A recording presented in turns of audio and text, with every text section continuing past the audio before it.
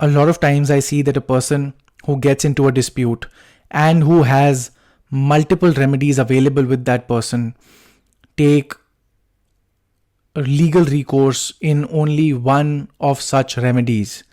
My advice always is to try and attack from all fronts, uptake all your remedies in law, because that is how disputes, at least in India, work.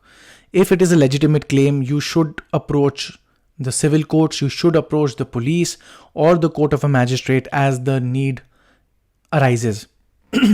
A great example that comes to my mind is how an opponent suffered the consequences of not availing of all their remedies.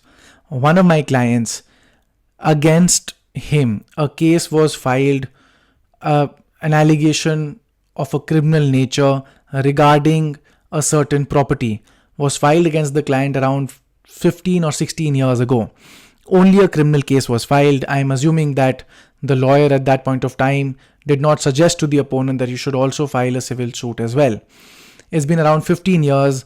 That criminal case has not yet come to any conclusion. Far from it. In fact, the main eyewitness to the incident has also passed away. So there is no chance that this person can be convicted of the offense that this person has been accused of.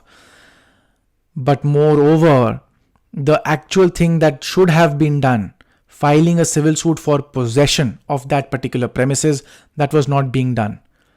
That was not done at all. And now I explain to my client that even if the opposing party wants to file a suit now because their remedy in criminal law has now been extinguished because of a technical difficulty, they cannot do so, because the law of limitation says that if a person is in possession, even if he is not the owner, that of course will be claimed by the opponent, even if he is not the owner, even then the person in possession, when it is open and hostile possession, becomes owner of the premises by virtue of adverse possession. And because of that, my client has nothing to worry about.